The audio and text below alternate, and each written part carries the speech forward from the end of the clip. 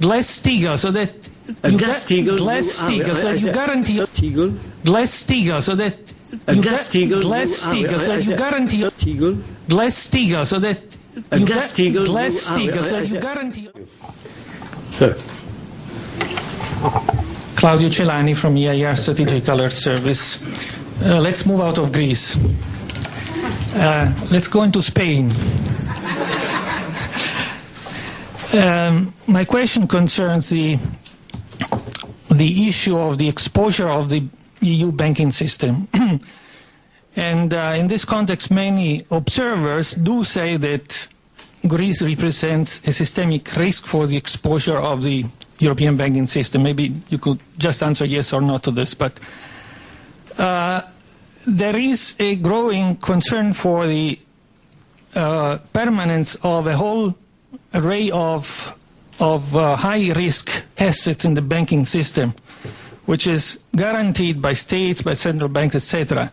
And there is growing concern for the case of Spain, because not only of the real estate, the collapse of the real estate values, therefore the assets related to the real estate bubble, but also because of, if you take the case of Santander, which is the largest bank in the Eurozone, the other bubble represented by the high yield investments in Brazil. And therefore, in view of this, the remaining of this risk in this whole array of high-risk assets, wouldn't be appropriate to think to a reorganization of the system according to a Glass-Steagall standard, like many propose? Glass-Steagall, so that Glass-Steagall, so you guarantee only for commercial bank assets, right? Commercial bank activity, but you don't guarantee for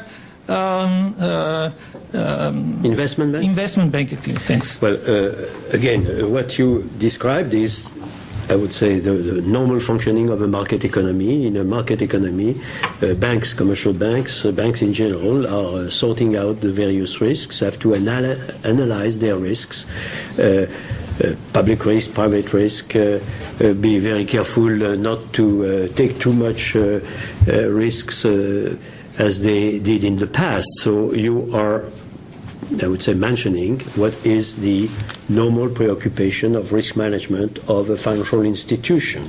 And we are, as you know, working on that in the Basel Committee, in the Financial Stability Board, in order to be as sure as possible that we draw all the lessons from the present crisis. It's not a Spanish problem, it's not a European problem, it's a global problem, and we are reflecting on these issues. You mentioned yourself a country in the new hemisphere. We are working very, very actively on that. We are in a phase where, you know, that we are in, I would say, interaction with the private sector.